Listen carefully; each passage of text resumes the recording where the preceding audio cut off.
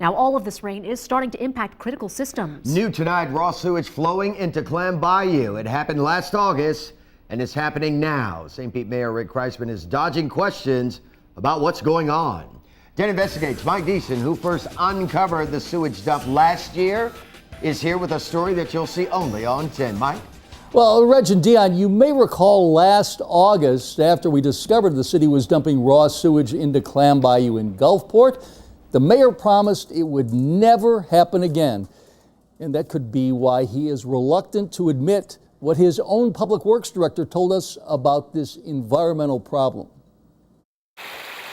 You're looking at raw sewage from St. Petersburg overflowing from the manholes in the area around Clam Bayou in Gulfport.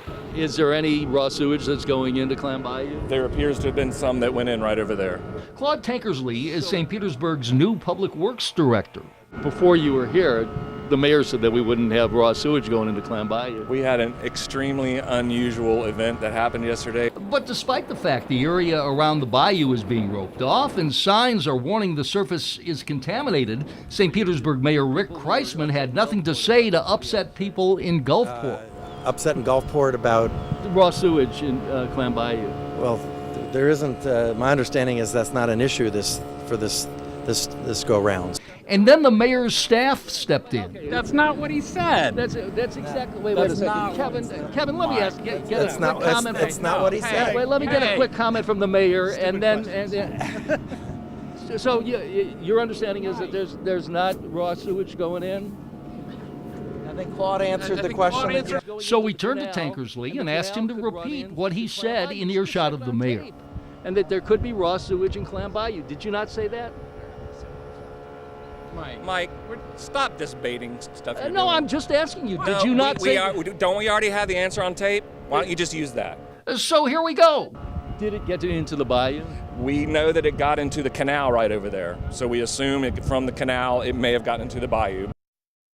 Sources in the water department say the problem each time, last year and this, is because the elimination of one of the water treatment plants. A few years ago, the city decided to go from 4 to 3 in order to save millions of dollars. Last August, the city dumped thousands of gallons of raw sewage into Clam Bayou. Tuesday, city sewers overflowed, dumping thousands of gallons of raw sewage into Clam Bayou again. One of our rain stations showed 14 inches of rain in 24 hours. You don't design sewers to handle 14 inches of rain in 24 hours, I'm sorry. After Public Works Director Claude Tankersley admitted within earshot of St. Petersburg Mayor Rick Kreisman that raw sewage went into Clam Bayou, Kreisman and his staff try to dodge the issue.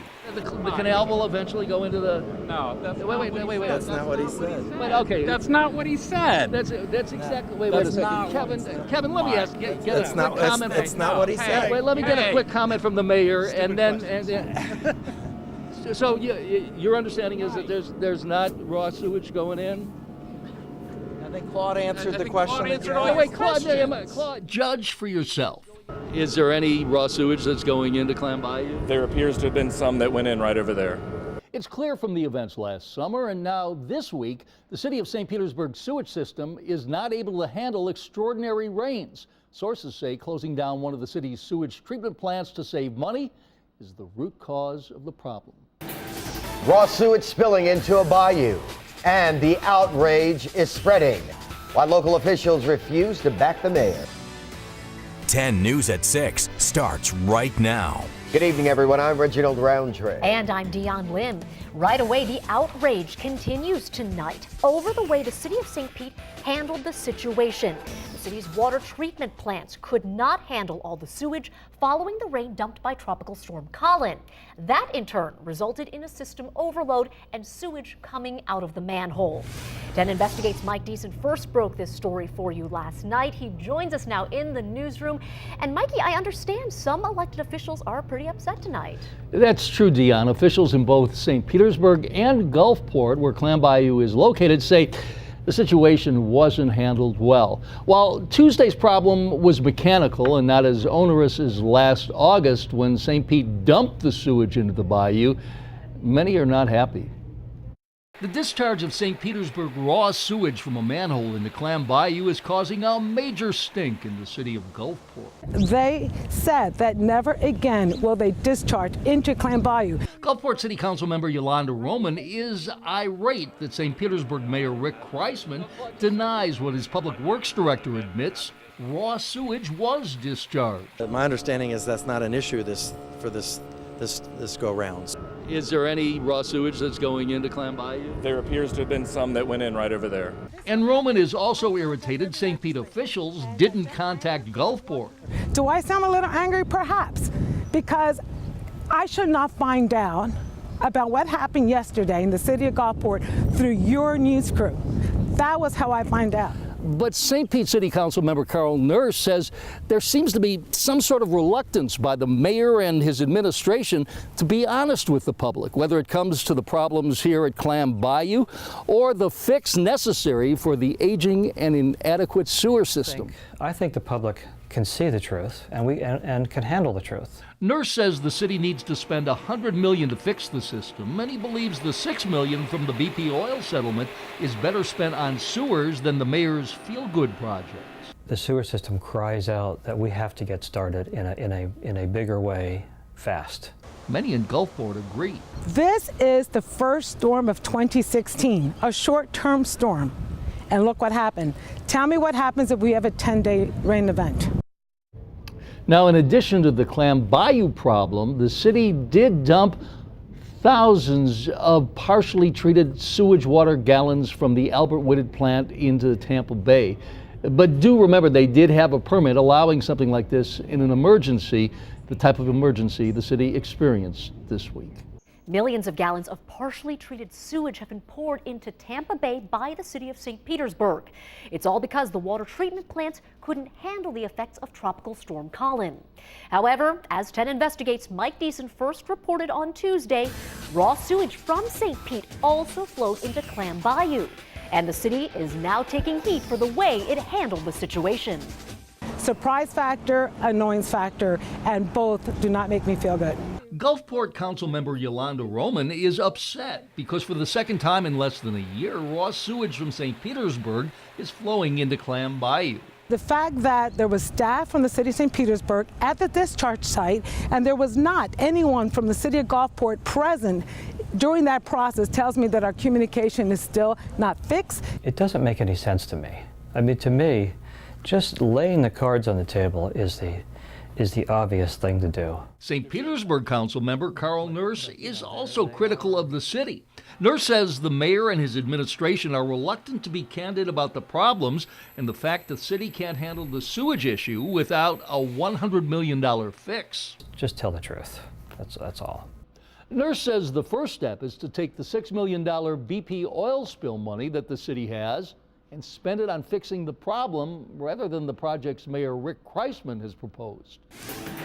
Sewage release after sewage released into the bay. Is St. Petersburg equipped to handle a storm? One lawmaker calls out the city of St. Pete, pushing for an investigation. Sewage in the water. Our 10 investigation continues into the spill into Clam Bayou. Tonight, officials are calling for action. Since Monday's storm, the city has dumped 12 Olympic-sized swimming pools of partially treated sewage right into Tampa Bay. Now that's in addition to the raw sewage spilled into Clam Bayou. Now 10 Investigates' Mike Deason, who uncovered the spill, found out a state representative is calling for an investigation into St. Petersburg. Mike? Well, Reg, in court, State Representative Kathleen Peters is suspicious that St. Petersburg has not kept up with the growth in the area and that not enough has been done to expand the sewer system in St. Pete. Peters believes the DEP investigation will show because of the lack of sewer facility and water treatment expansion, the problems this week and the past years were inevitable. 57,000 gallons of raw sewage in Clam Bayou. 8.5 million gallons of partially treated sewage dumped into Tampa Bay. 15 million gallons of raw sewage dumped into Clam Bayou in August of 2015. That's why we're contacting the secretary. Exactly why. Pinellas Representative Kathleen Peters says in this letter to DEP Secretary John Steverson, she's convinced St. Petersburg's perceived inaction on the issue has made for a potential environmental and health disaster. I have grave concerns that they have not expanded the infrastructure to meet the growth and development that's happened in Pinellas County. But the city is saying it was hit with an unusually heavy rain event in Collin, and that the partially treated sewage coming out of the Albert Wooded treatment plant has much less what's called fecal chloroform than raw sewage does. And to put this in perspective, 9 teaspoons of fecal coliform would close this city pool. And what the city of St. Petersburg is doing with the treated sewage is putting the equivalent of 2 one-gallon jugs of human waste into this pool. And that's something most people would never dream of taking a dip in. It's kind of sad, but I'm sure hopefully it will clear up. But for now, warning signs are along the waterfront, and St. Pete Councilmember Carl Nurse says the problem has been years in the making. They are, a long string of administrations that has tried to kick the can down the road, but there's no more road left. This is the time where we have to face this music. Nurse says it will cost a minimum of $100 million and 10 years to fix the aging sewer treatment system. Meantime, the city of St. Petersburg didn't comment on the call for the investigation, saying only it has been in constant contact with the DEP. And it says if Peters can come up with a way to help fund the project in the legislature, they will be happy to try to improve the system. Millions of gallons of partially treated sewage have been poured into Tampa Bay by the city of St. Petersburg. It's all because the water treatment plants couldn't handle the effects of Tropical Storm Colin. However, as 10 investigates, Mike Deason first reported on Tuesday, raw sewage from St. Pete also flowed into Clam Bayou. And the city is now taking heat for the way it handled the situation. Surprise factor, annoyance factor, and both do not make me feel good. Gulfport Councilmember Yolanda Roman is upset because for the second time in less than a year, raw sewage from St. Petersburg is flowing into Clam Bayou. The fact that there was staff from the city of St. Petersburg at the discharge site and there was not anyone from the city of Gulfport present during that process tells me that our communication is still not fixed. It doesn't make any sense to me. To me, just laying the cards on the table is the obvious thing to do. St. Petersburg Councilmember Carl Nurse is also critical of the city. Nurse says the mayor and his administration are reluctant to be candid about the problems and the fact the city can't handle the sewage issue without a $100 million fix. Just tell the truth. That's all. Nurse says the first step is to take the $6 million BP oil spill money that the city has and spend it on fixing the problem rather than the project's Mayor Rick Kreisman has proposed. Tonight, a storm-related cause and effect that might make you squirm as the St. Pete water system can't handle all of its solid waste. And as 10 investigates, Mike Deason discovered the city is pumping raw sewage into a bayou. And Mike, is this legal? Reg, it's not. The city admits it's not permitted to dump the raw sewage. It says it's notified DEP and doesn't expect to be fined. It's happening in the Gulfport area off of 22nd Avenue South and 36th Street. And the city says it had to do it because the sewage treatment plant next to Eckerd College was overflowing. This is raw sewage that the city of St. Petersburg has been dumping in the Clam Bayou since last night because of that system overflow. The yuck factor of raw sewage being put in there. What do you say to the guy at home? Well, you need to stay out of it, for sure. It is a health risk. St. Pete Water Resources Department Director Steve Levitt says sustained rains caused the sewage plant, which is just 20 feet from Eckerd College, to overflow semi-treated water into the college. And then raw sewage started overflowing from the plant. So we were able to keep up to it until yesterday, and it just eventually overwhelmed us. It's bad. It's a bad situation to be in. Lula Holmes says city workers told neighbors Monday night the contaminated water would be pumped into the area. She's concerned. When they pump contaminated in there, what do that do? And not only is the contaminated material being pumped into Clam Bayou, but neighbors in the area are told don't walk your dogs here, it's dangerous. And it's adjacent to a community playground where the city of St. Petersburg is posting signs that say contaminated surface water, do not play, swim, or fish. But I mean, if they went in the water, there is a danger. There is a danger, certainly, yeah. a health danger. And while some in the water department have told 10 Investigates the city wouldn't have been forced to pump the raw sewage into Clam Bayou if it hadn't shut down its sewage plant at Albert Wooded Airport within the last year, Levitt won't say it would have made a difference. Can I say that if Albert Wooded was there, things would have been better? No, I can't say that definitively. I can't say definitively that it's worse because of that either. Now, if there is no more rain, we're all keeping our fingers crossed on that, Levitt says the sewage will probably be pumped until tomorrow. More rain, and he says all bets are off. By the way, shortly after we inquired about the problem, the city finally issued a news release explaining it was pumping the raw sewage. The war of words is clearly escalating between Eckerd College and the city as President Donald Eastman sent this strongly worded letter to St. Pete Mayor Rick Kreisman, blasting the city for its investigation into the spill and saying it is far from an unbiased look at what happened.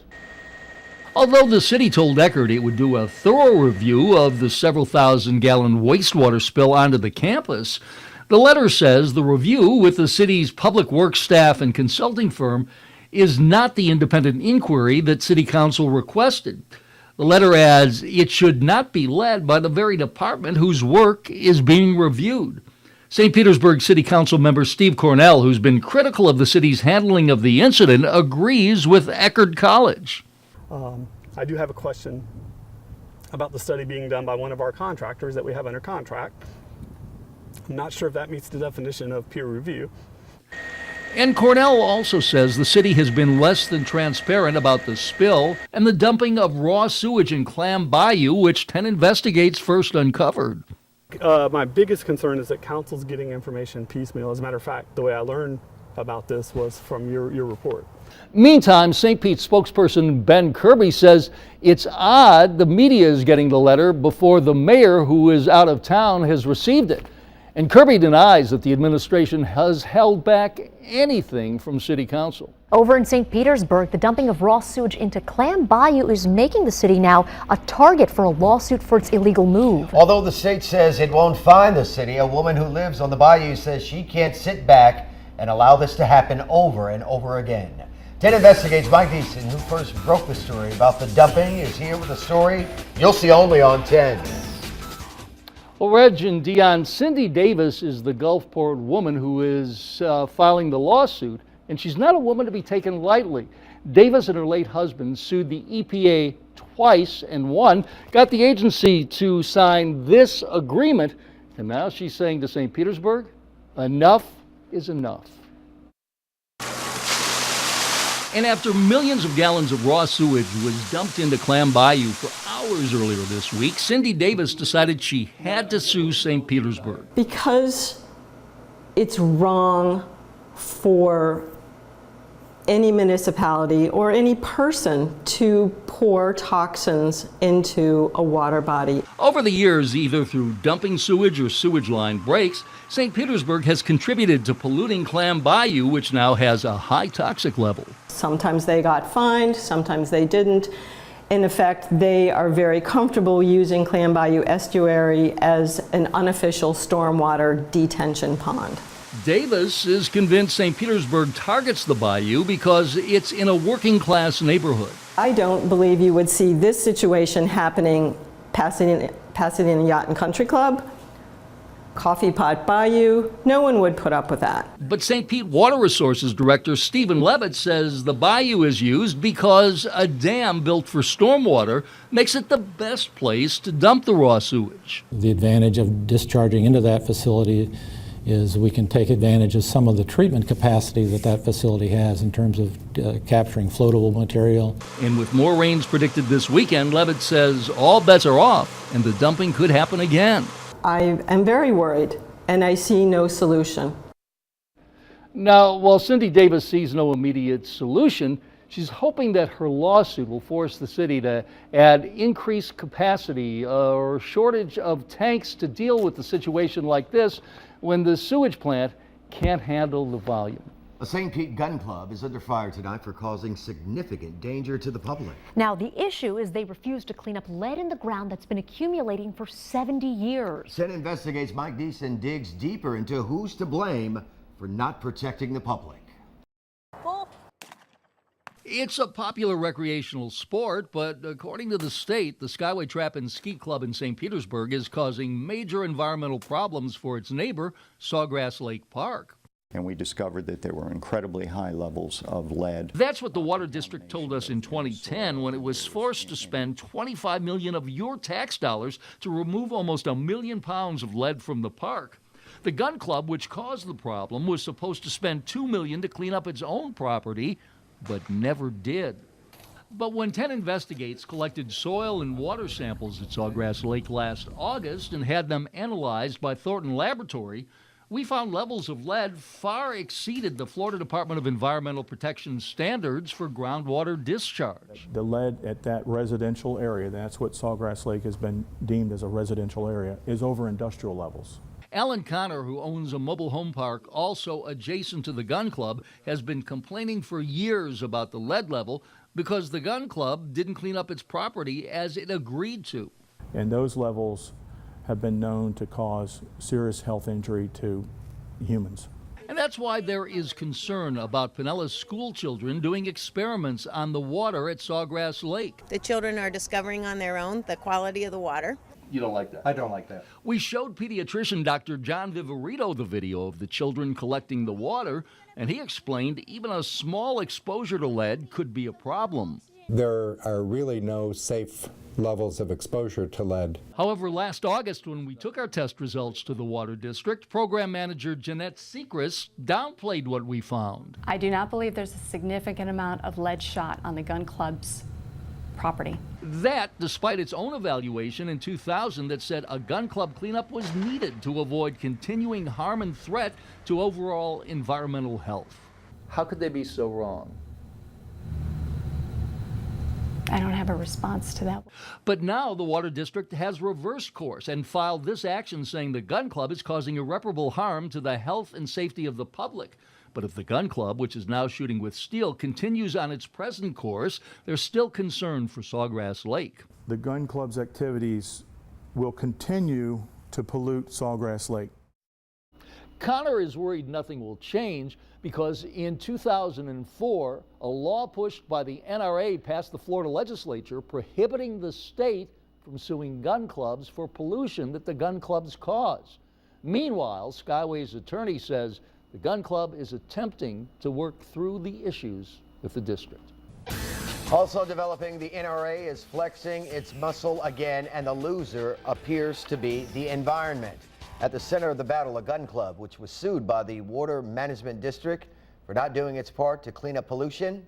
10 Investigates. Mike Deason is now learning Swift Mud is caving to pressure from the NRA and dropping the suit.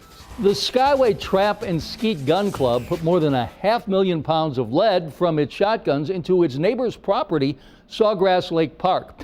The state spent $25 million of your tax dollars to remove the lead from the park. And the gun club was supposed to remove the lead from its property, as well as put up a barrier to keep anything else from going into Sawgrass Lake. The Water District filed suit because a decade later, the gun club still refused to comply. But the suit was derailed after former president of the NRA, the powerful Marion Hammer, started pressuring lawmakers to dissolve Swift Mud. In caving to the NRA demands, the Water Management District issued this statement saying it dropped the suit because it's our understanding the gun club changed its practices. But the attorney hired by the district, Brian Bolvas, says that isn't true, and he has no knowledge anything has changed. The gun club stopped shooting while a court injunction was being decided. Bolvas says he expects the gun club to start back as early as tomorrow with its shooting. In the meantime, we are told several powerful people in Tallahassee told the Water Management District make the suit go away as quickly as possible, and dropping it had nothing to do with the merits. The safety of your water is top of mind after what happened in Flint, Michigan. We fought the city and the state, saying there was something wrong, and we were dismissed. I decided we need to get to the science if anyone was ever going to believe us. And while things aren't nearly as bad, there are some people in St. Petersburg raising a concern. 10 Investigates Mike Deason digs deeper into a water line buried under what could be dangerous dirt. We've heard the warnings in other states, and now there's concern about this pipeline that supplies the water for many of the homes in St. Petersburg. 5 years ago, it was buried under this pile of dirt at the Skyway Skeet and Trap Club. According to this Florida Department of Environmental Protection contamination report, the dirt is loaded with 600 to 800 times the acceptable level of lead. But city water managers continue to tell City Council the dirt is cleaned up. Do we have a water main running through a contaminated site that has not been cleaned up? Not to my knowledge. But in this lawsuit, which was dropped after the NRA got involved, the Water Management District says Skyway refused to take action to clean up its property. How come the water department won't sit down and talk to us about this? We wanted to know why the city water department was telling the council something different than the water district. About the site being cleaned up? City Administrator Dr. Gary Cornwell wouldn't answer our questions, but USF Environmental Engineering Professor Dr. Jeffrey Cunningham warns this is a situation that could cause concern. When the water pressure gets too low in those pipes, that's when there's a danger for external water to infiltrate into the pipe system, and then you could get contamination from bacteria or chemicals. When we showed Dr. Cunningham the lead levels surrounding the pipe, he said it could be a severe problem. But what you just showed me showed that there would be potential for lead from the groundwater or from the soil to be entering into the water distribution system, maybe showing up in people's homes. City Council member Carl Nurse says this is a concern and the city must take all precautions. The consequences of being wrong are pretty severe. As is the case of a couple who said they had to move from their home in Bartlett Park after their son tested twice with a high level of lead in his blood. So we should be concerned as residents and citizens of the city of St. Pete, and we need to take action. And Alan Connor, who owns this mobile home park adjacent to the gun club, isn't the only one who's concerned. USF Professor Dr. Jeff Cunningham says unless the pressure on the water line running through the gun club is monitored, you can't really tell whether lead is seeping into the water supply or not. But when we asked the city of St. Petersburg for those measurements, we were told there's no way it can measure the water pressure on the line that's here. I would want them to pay attention to it. I'd want them to put some sort of monitoring in place and make sure that the citizens in the city are not being exposed to hazardous levels of lead. But the city says its water treatment and distribution system is fine. However, following 10 Investigate stories, it will now run tests on some 300 homes in the next several weeks. But if the lead gets into the pipe where there's a drop in pressure, that won't show up every time the water quality is tested. And remember, St. Pete says it has no idea if the pressure is dropping on that line. All new at 6, 10 Investigates reports about your safety getting attention from the top. Now, we've told you about the possibility of lead contaminating the St. Petersburg water supply. Now, a city council member wants testing of the soil surrounding a main pipeline that supplies water into homes. Investigative reporter Mike Deason is here with what this means for you and your family. Lead ammunition, just like this, has been fired since 1945 at the Skyway Skeet and Trap Club, and records show the soil at the gun club is contaminated with more than 600 times the acceptable level of lead. Our investigation found the city water pipeline was buried in that soil, but the city water department has been telling council the soil has been cleaned up and can't contaminate the water. However, experts say if the pressure drops around the line, lead in the soil can get into the water supply. After seeing our story, Councilmember Charlie Gertis says the city needs to take action. But I think we really do need to make a specific test of the area covering this pipe to see what surrounds the pipe and try and remove any question about whether leakage into the pipe could occur when pressures are down. Although the city is going to test 300 homes to see if there's lead in the water, the danger wouldn't be apparent unless there's a drop in pressure on the pipe when the tests are being taken. Right now, the city says it isn't measuring the water pressure in the contaminated soil because it can't.